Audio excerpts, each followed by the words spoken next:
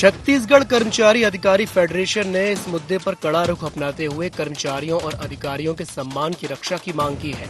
Federation का आरोप है कि सुशासन तिहार के दौरान कई स्थानों पर कर्मचारियों और अधिकारियों के साथ सार्वजनिक रूप से अपमानजनक व्यवहार किया जा रहा है, जिससे उनका मनोबल प्रभावित हो रहा है। फेडरेशन के प्रांतीय महासचिव चंद्रशेखर तिवारी का कहना है कि सुशासन तिहार जैसी योजनाओं का संचालन कर्मचारियों और अधिकारियों के सहयोग से ही संभव हो पाता है। विभागीय कर्मचारी जनता की समस्याओं के निराकरण और लंबित कार्यों को पूरा करने में महत्वपूर्ण भूमिका निभाते हैं। उन्होंने आरोप लगाया कि कुछ जनप्रतिनिधि कर्मचारियों के साथ दुर्व्यवहार करते हैं और फिर उसका प्रचार प्रसार सोशल मीडिया पर किया जाता है, जिससे कर्मचारियों की भावनाएं आहत हो जाती हैं। तिवारी का ये भी कहना है कि जनप्रतिनिधियों को भी अपनी जिम्मेदारियों और मर्यादाओं का पालन करते हुए ऐसे मामलों का समाधान निर्धारित दायरे में रहकर करना चाहिए। तो सुशासन तिहार आखिर किनके माध्यम से संचालित होता है? कर्मचारियों के माध्यम से। हमारे तमाम जितने भी हमारे विभाग हैं, उस विभाग के कर्मचारी वहाँ पर पहुँच के सरकार की ये मंशा है कि आम जन को जो एक समस्या है, अलग अलग विभागों के उनके जो कार्य जो रुके हुए हैं, वो सुशासन तिहार के माध्यम से उसका निराकरण हो। जनप्रतिनिधि होते हैं वहाँ पर, कर्मचारी के साथ में ऐसा दुर्व्यवहार कर रहे हैं कि जैसे मानो सारी गलती कर्मचारी की है। प्रकार के बिहेवियर करके उसको फिर सोशल मीडिया में प्रसारित करके, तो उससे हमारा कर्मचारी इतना आहत होता है। एक जो अपने आप को जो जनसेवक समझते हैं, वो सामने आके एक दायरे में रहकर इसका निराकरण करने का प्रयास करें और इस सुशासन तिहार को सफल बनाएं। इस मामले को लेकर प्रदेश कांग्रेस अध्यक्ष दीपक बैज ने राज्य सरकार पर निशाना साधा। बैज ने कहा कि सुशासन तिहार पूरी तरह से फेल साबित हुआ है और ये केवल टाइम पास का कार्यक्रम बन के रह गया है। उन्होंने आरोप लगाया कि सरकार के पास कोई ठोस काम नहीं है और समीक्षा के बजाय केवल दिखावा किया जा रहा है। वहीं सरकार ने फेडरेशन की आपत्तियों को खारिज करते हुए कहा है कि जनप्रतिनिधियों का दायित्व जनता की समस्याओं को उठाना और उनके अधिकारों के लिए आवाज बुलंद करना है। मंत्री खुशवंत साहेब का कहना है कि ऐसे रीलबाजी कहना उचित नहीं है। उन्होंने कहा कि अधिकारी और जनप्रतिनिधि दोनों को सामंजस्य के साथ जनता के हित में काम करना चाहिए, तभी सुशासन का उद्देश्य पूरा होगा। सरकार के पास काम है ही कहाँ, तो अधिकारी करेगा तो क्या करेंगे? आपके पास काम होगा, योजनाएं होगी, इसको जनता तक पहुंचाओ। कोई समीक्षा है ही नहीं, काम ही नहीं है तो समीक्षा है ही क्या? फेलियर है, कोई काम नहीं है, ये टाइम पास। पहले आप सरकार की योजना है ही क्या, उसको तो बता दे जनता को।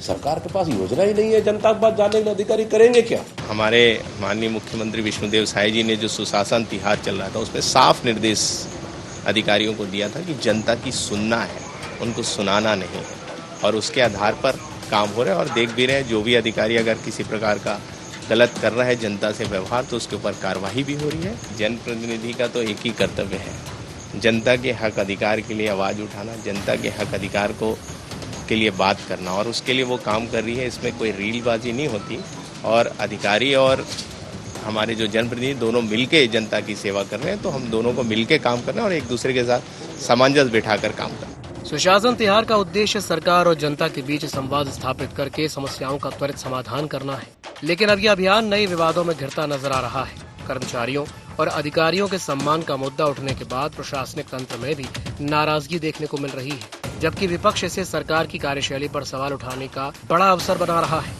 ऐसे में सबसे बड़ा सवाल तो यही है कि क्या सुशासन के नाम पर जवाबदेही तय करने की कोशिश हो रही है या फिर ये सार्वजनिक मंचों पर आरोप प्रत्यारोप का माध्यम बनता जा रहा है। फिलहाल सरकार, जनप्रतिनिधि और कर्मचारी संगठन अपने अपने तर्कों के साथ मैदान में है, लेकिन इस पूरे विवाद के बीच नजरें इस बात पर टिकी हैं कि जनता की समस्याओं का समाधान और सुशासन का मूल उद्देश्य कितना पूरा हो पाता है। रायपुर से अद्वैत नाइक की रिपोर्ट।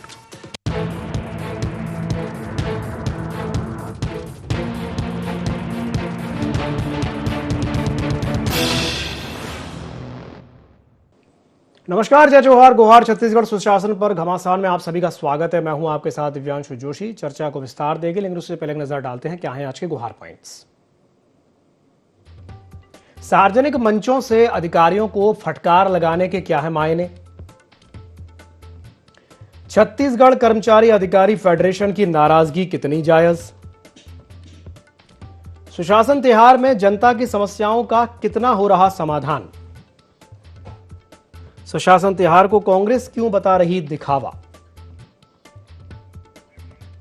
तो छत्तीसगढ़ में सुशासन तिहार अब केवल जन समस्याओं के निराकरण का मंच नहीं रह गया है, बल्कि इसे लेकर के सियासी और प्रशासनिक विवाद भी गहराता जा रहा है। एक और कार्यक्रमों के दौरान जनप्रतिनिधियों के द्वारा मंच से अधिकारियों और कर्मचारियों को सार्वजनिक रूप से फटकार लगाए जाने की घटनाएं सामने आ रही हैं। तो वहीं दूसरी ओर कर्मचारी अधिकारी फेडरेशन ने इसे कर्मचारियों के सम्मान, गरिमा और मनोबल पर चोट बताते हुए कड़ी आपत्ति जताई है। फेडरेशन ने सार्वजनिक मंचों पर इस तरह की टिप्पणियों को अनुचित करार देते हुए सरकार से भी हस्तक्षेप की मांग की है। आज इसी विषय को लेकर के चर्चा करेंगे। कुछ खास मेहमान हमारे साथ चर्चा में शामिल हो रहे हैं, आपका परिचय करा देते हैं। हमारे साथ चर्चा में जुड़ रहे हैं कौशल स्वर्णबेर जी, वरिष्ठ पत्रकार हैं। कौशल जी, बहुत बहुत स्वागत है आपका ND24 में। हमारे साथ जुड़ रहे हैं अंशुल मिश्रा जी, कांग्रेस प्रवक्ता हैं। अंशुल जी, स्वागत है आपका ND24 में। और हमारे साथ जुड़ रहे हैं पीयूष मिश्रा जी, भारतीय जनता पार्टी के प्रवक्ता हैं। पीयूष मिश्रा जी, आपका भी बहुत बहुत स्वागत है ND24 में। ये संयोग की बात है कि दोनों ही प्रवक्ता मिश्रा हैं, पीयूष मिश्रा, अंशुल मिश्रा। चलिए, बहुत बहुत स्वागत है आपका ND24 में आप दोनों का। शुरुआत में कौशल जी आपसे करना चाहूंगा। कौशल जी, अभी हम थोड़ी देर पहले चंद्रशेखर तिवारी जी, जो कि प्रांतीय महासचिव हैं अधिकारी कर्मचारी फेडरेशन की, उनकी बात सुन रहे थे और वो बात बिल्कुल सही कह रहे थे कि भाई अधिकारी और कर्मचारियों पर ही पूरा भार होता है कि भाई चीज़ें कैसे इम्प्लीमेंट हों। अब लेकिन जब इस तरह की चीज़ें सामने आती हैं कि भाई उनको डांटा जाए, फटकारा जाए, वो भी सार्वजनिक मंच पर या सबके सामने, और फिर उसकी रील बना बना के सोशल मीडिया पर वायरल की जाए, तो कहीं ना कहीं ये कहा जा सकता है ये मनोबल को तोड़ने वाला या यूं कहें कि मोराल को डाउन करने वाला साबित हो सकता है। बिल्कुल सही बात है, इसमें कोई गलत नहीं कह रहे हैं वो। आप कैसे देखते हैं, आप इसे क्या कहेंगे कौशल जी? दिव्यांशु जी, देखिए, निश्चित तौर पर जनता की समस्याओं का समाधान का सबसे बड़ा जो काम होता है वो जो अधिकारी कर्मचारी है उनकी जिम्मेदारी होती है। आप देखेंगे सबसे ज्यादा जो शिकायतें आती है, राजस्व से जुड़ी शिकायतें आती है, और ये बड़ा विवाद भी हो चुका था जो जब सीतापुर विधायक और जो नायब तहसीलदार के बीच जो विवाद हुआ था, वो अलग मामला था, लेकिन वो कहीं न कहीं ये इसी से जुड़ा हुआ मामला था। तो मुझे ऐसा लगता है कि जब प्रतिनिधि किसी क्षेत्र में जाते हैं, कहा गया था कि मुख्यमंत्री के द्वारा स्पष्ट निर्देश दिए गए थे कि राजस्व के जितने भी मामले हैं तो तत्काल उनका निराकरण कर दिया जाना चाहिए। क्योंकि होता यह है कि आप देखते हैं कि जो शिकायतें होती हैं उनकी संख्या काफी होती है, और जब इस तरह के जब अभियान चलते हैं, चाहे मुख्यमंत्री जाए, चाहे मंत्री जाए, जो दूसरे जनप्रतिनिधि जाए, तो निश्चित तौर पर जो जनता है वो सार्वजनिक रूप से इस तरह की शिकायतें करती है। और होता यह है कि आप ये पहली बार नहीं, इससे पहले भी आप देखेंगे बहुत सारी जगहों पर इस तरह की जो चीजें हैं वो देखने को मिली है, और लगातार जो शिकायतें हैं वो होती रहती है। लेकिन जो रीलबाजी की जो बात इसमें सामने आई है, मुझे ऐसा लगता है कि ये पहली बार नहीं हुआ, इसके पहले भी बहुत सारे वीडियो वायरल होते रहे हैं। निश्चित तौर पर जो कर्मचारी संगठन है उन्होंने पहली बार इस तरह की नाराजगी जताई है, लेकिन इस पे मनोबल टूटता ये जो कहना है ये भी कहीं न कहीं सच है। और मुझे ऐसा लगता है कि सार्वजनिक मंचों से किसी अधिकारी को फटकार लगाने की बजाय शिकायत के आधार पर उस पर कार्रवाई की जानी चाहिए। निश्चित तौर पर उसकी जिम्मेदारी तय होनी चाहिए। यदि कोई काम करता है, किसी अधिकारी के खिलाफ शिकायत आती है, तो उस पर जो दोषी व्यक्ति है उस पर कार्रवाई करना लाजिमी है। लेकिन सार्वजनिक मंचों से इस तरह की जो फटकार की जो बातें आती है, कहीं न कहीं कर्मचारी अधिकारी फेडरेशन की जो आपत्ति है वो जायज है, और इस पर संज्ञान लिया जाना चाहिए, और जो सरकार है उस पर सोचना चाहिए। यदि कोई जनता शिकायत लेकर आती है और उस शिकायतों पर किस तरह की कार्रवाई की जानी चाहिए, इस पर ध्यान देना ज्यादा आवश्यक है, मुझे ऐसा लगता है। चलिए ठीक है, पीयूष जी से इस पर टिप्पणी ले लेता हूँ। पीयूष जी, जो बात कौशल जी कह रहे हैं कि भाई इस बात का ध्यान रखा जाना चाहिए कि ऐसी चीज़ें ना हो। भाई सुशासन त्योहार का उद्देश्य क्या है? उद्देश्य है जनता की समस्याओं का समाधान, जनता से जुड़ाव, और जनता को ये लगना चाहिए कि नहीं भाई सरकार कनेक्टेड है, सरकार प्रतिबद्ध है। लेकिन इस तरह की चीज़ें भी नहीं होनी चाहिए कि भाई कर्मचारी और अधिकारियों को ही टारगेट पे ले लिया जाए। क्या कहेंगे पीयूष जी?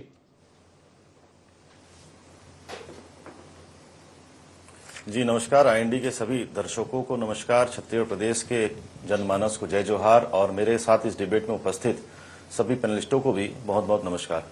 देखिए, छत्तीसगढ़ प्रदेश में विगत 2.5 वर्षों से विष्णुदेव साय जी की सरकार है, भारतीय जनता पार्टी की सरकार है।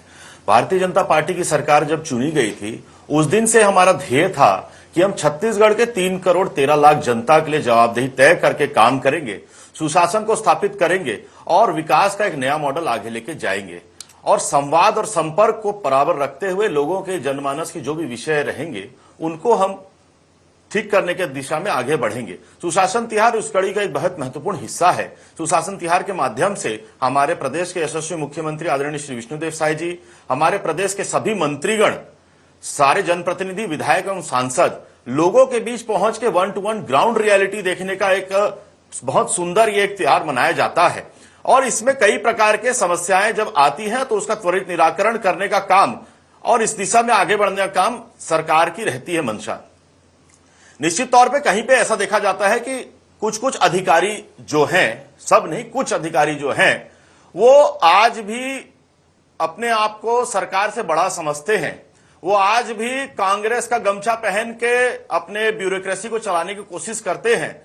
तो उनको सही करने का भी जिम्मेदारी सरकार का बनता है। यह भी एकदम तय है कि विकास रूपी गाड़ी में दो पहिए हैं और एक शासन, एक प्रशासन है, एक नेता है, कर्मचारी, अधिकारी है। लेकिन इस चीज को हमको सुनिश्चित करना है कि हमारी जवाबदेही 3 करोड़ 13 लाख जनता के प्रति है और इसमें कहीं भी कोई ढिलाई अगर कोई बरतेगा तो बिल्कुल बर्दाश्त नहीं किया जाएगा। ये विष्णुदेव साय जी की सरकार है, ये सुशासन की सरकार है। विष्णुदेव साय जी को अपने सरल स्वभाव के लिए जाना जाता है, वो सरल स्वभाव के धनी है ही है। मैं लेकिन इस बात को और भी बताना चाहूंगा कि इस सरकार के पास सुदर्शन चक्र भी है। जहां जैसा जिसको लगेगा उसको उस प्रकार से बात को हम रख के और जनता का जो हित उसको साधना हमारा सर्वोपरि लक्ष्य है। ठीक है, ठीक है। चलिए अंशुल जी, आपकी प्रतिक्रिया पीयूष जी की बात पर। सर्वप्रथम तो आप सभी को नमस्कार। और समझ में तो बिल्कुल ये नहीं आ रहा है कि ये सुशासन त्योहार चल रहा है कि मजाक का बाजार चल रहा है। और मैं ऐसे त्योहार को बहुत बहुत धन्यवाद करना चाहता हूं कि जो कांग्रेस विपक्ष में खड़े होकर जनमानस के मुद्दों को जनता जनार्दन के समक्ष उठा रही थी, इस त्योहार ने हम कांग्रेसियों के ऊपर 4 चांद तो अवश्य लगा दिए। उस त्योहार ने यह जरूर बता दिया कि चलती हुई सरकार पिछले 2.5 वर्षों से क्या कर रही है। अभी हमारे साथी प्रवक्ता ने कहा कि कई सारे अधिकारी ऐसे हैं जो सरकार से भी अपने आप को ऊपर समझते हैं, कई सारे अधिकारी ऐसे भी हैं जो कांग्रेस का गमछा ओढ़कर भी काम करते हैं। तो मान्यवर, मैं बड़े विनम्रता से आपसे पूछना चाहता हूं, अगर ऐसे कई सारे अधिकारी हैं तो ये कम से कम आपकी सरकार, चलती हुई सरकार का सबसे बड़ा विफलता का कारण आपके श्रीमुख पर आ गया।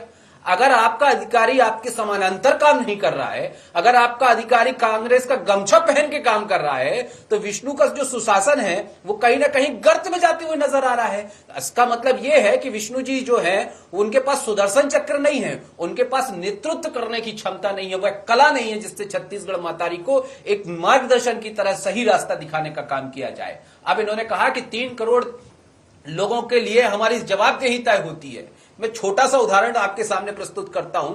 3 करोड़ को छोड़ जाइए, एक युवा साथी खड़ा होता है, जंगल में बीहड़ में खड़ा होता है, माननीय मुख्यमंत्री जी से मिलता है और वह यह कहता है कि हमारे लिए आदरणीय वॉलीबॉल का ग्राउंड बनवा दीजिए और जगह पर्याप्त खाली रहती है।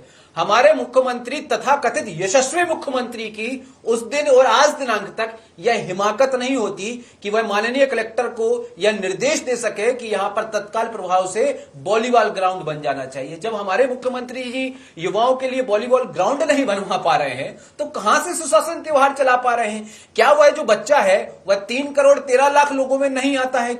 क्या जो एक महिला खड़े होकर अपने बच्चों के प्रति गुहार लगा रही थी कि मेरा बच्चा नहीं मिल रहा, मेरा बच्चा नहीं मिल रहा है, और उसके बाद हमारी सरकार कुछ नहीं कर पा रही थी, तो क्या वह बच्ची जो है वो या जो 2 बच्चे गायब हुए हैं वो 3 करोड़ 13 लाख लोगों में नहीं आते? पहले आप ये तय कर लीजिए ना कि 3 करोड़ 13 लाख लोगों में कौन आता है। पहले आप ये तय कर लीजिए ना कि कांग्रेस का गमछा पहनकर कौन काम कर रहा है। पहले आप ये तय कर लीजिए कि सरकार से बड़ा कौन सा अधिकारी है। ये सगुफे करने से क्या होता है? आप ये तय कर लीजिए, इसकी लिस्टिंग कर दीजिए, आप मीडिया में दे दीजिए, उसके बाद उनको सस्पेंड कर दीजिए। ये कौन सी बात होती है कि सबके सामने एक अधिकारी के लिए गलत शब्दों का प्रयोग किया जाए, उसके बाद रील बनाई जाए और प्रचारित कर दिया जाए कि हम बड़ा अच्छा काम कर रहे हैं। धरातल स्तर पर आप एक वॉलीबॉल ग्राउंड नहीं बनवा पा रहे, एक क्रिकेट ग्राउंड नहीं बनवा पा रहे, गजब का सुशासन त्योहार चला रहे।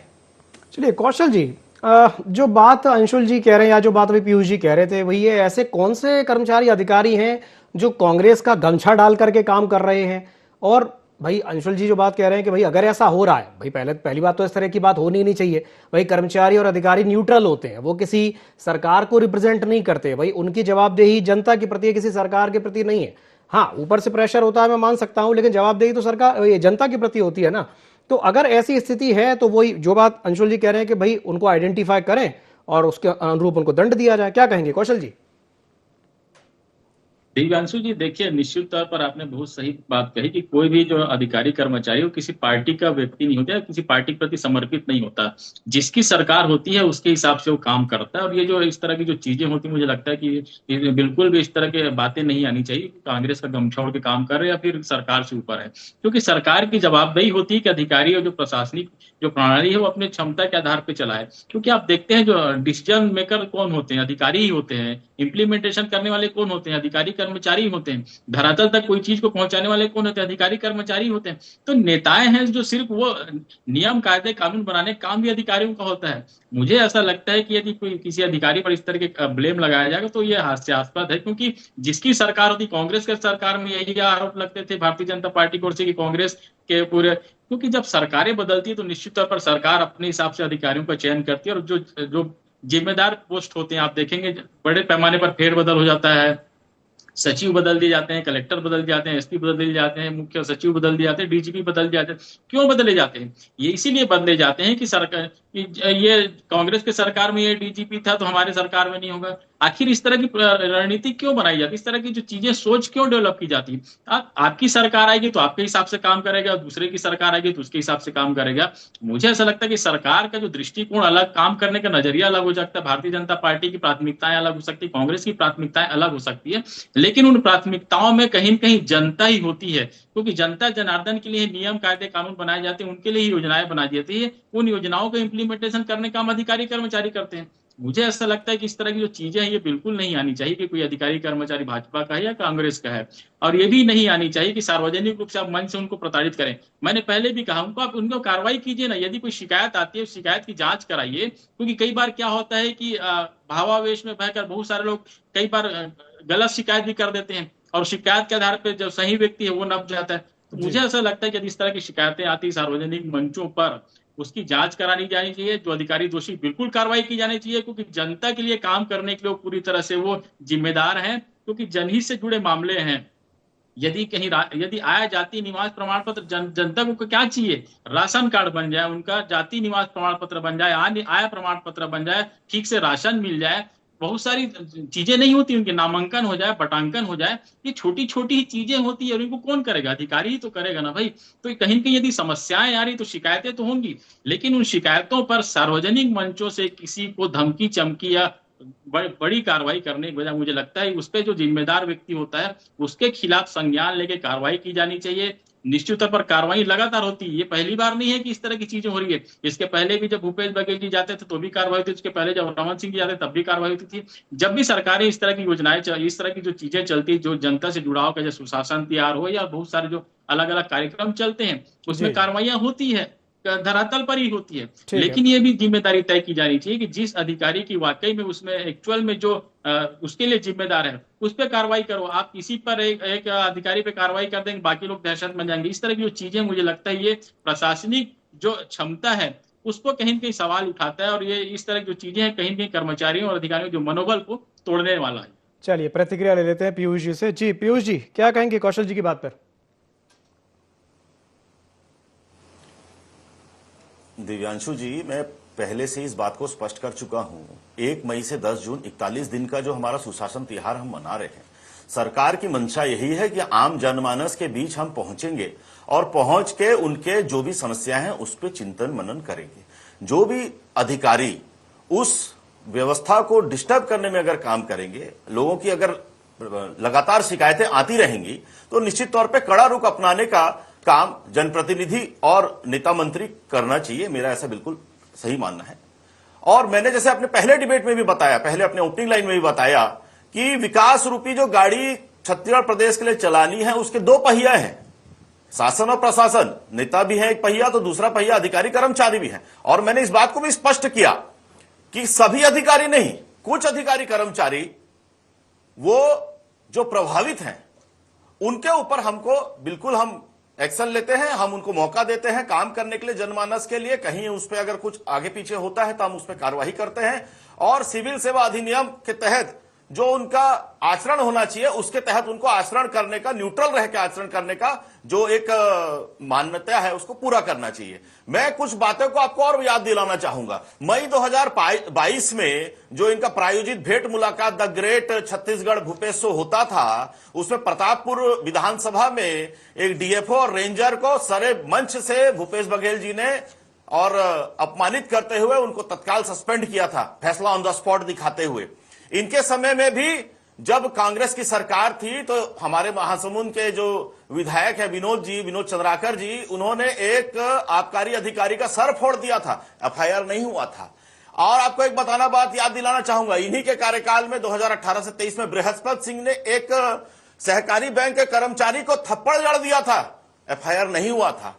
और आपको याद दिलाना चाहूंगा, ये तो अभी तो मैंने आपको जनप्रतिनिधियों का बताया, इनके जब सरकार थी तो सितंबर 2021 में बिलासपुर में पंकज सिंह जो इनके प्रदेश सचिव है कांग्रेस कमेटी के, उन्होंने एक सतनामी समाज के कर्मचारी को थप्पड़ मारा था, कोई एफआईआर नहीं हुआ था। हमारी सुशासन की सरकार है, विधायक जी के ऊपर आरोप लगे, कुछ प्रमाणित नहीं हुआ अभी तक, आरोप लगे, हमने एफआईआर करके जांच के आदेश दे दिए हैं और विधायक जी ने स्वयं आगे आके जांच में सहयोग करने की बात को कही है और कर्मचारी संघ को जो वहां पे थे उनको बोला है कि आप लोग अपने काम पे वापस लौटिए और जो भी जांच हो रही है उसका शासन प्रशासन उसका चिंता करके जांच का आगे करेगी। ये मूल अंतर है भाजपा और कांग्रेस में। कांग्रेस के पास अभी मुद्दा है नहीं, मुद्दा विहीन हो चुके हैं वो, उनके पास कुछ बचा नहीं है, तो इस प्रकार के चीजों को वो विषय बना के अपने हाथ सेकने का काम चला रहे, आग लगा के हाथ सेकने का काम कांग्रेस पार्टी छत्तीसगढ़ के अंदर कर रही है। ठीक है, अंशुल जी आपकी प्रतिक्रिया।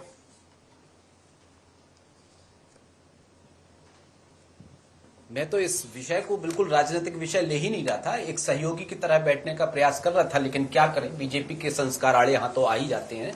इन्होंने के प्रश्नों का बिंदुवार तरीके से जवाब देने का प्रयास पहले मैं कर लेता हूं, भली मैं विपक्ष में हूं। इन्होंने कहा कि आदरणीय भूपेश बघेल जी ने मई 2022 में एक आदमी को, एक कर्मचारियों को तुरंत सस्पेंड कर दिया था डांट लगाकर, तो यही तो हम चाह रहे हैं कि आप भी ये कर दीजिए। आप कह रहे हैं कि कुछ एक अधिकारी हमने भी कर दिया, मैं जनपद सीईओ को हमने भी सस्पेंड कर लिया। एक मिनट, अभी यही तो हम चाह रहे हैं कि आप सस्पेंड कर दीजिए। हम ये चाह रहे हैं कि आप ये जो कह रहे हैं कि कुछ अधिकारी जो है वह कांग्रेस का गमछा पहन के काम कर रहे हैं, सरकार से बड़े होकर काम कर रहे हैं, उन कुछ अधिकारियों में से कुछ एक का नाम चिन्हांकित करके आप उन्हें सस्पेंड करिए। आप जनता जनार्दन के सामने लेकर आइए कि भैया ये अधिकारी को ये काम दिया गया था, ये कर नहीं पाया, इसलिए ये समस्या उत्पन्न हुई, इसलिए हमने इसको सस्पेंड कर दिया।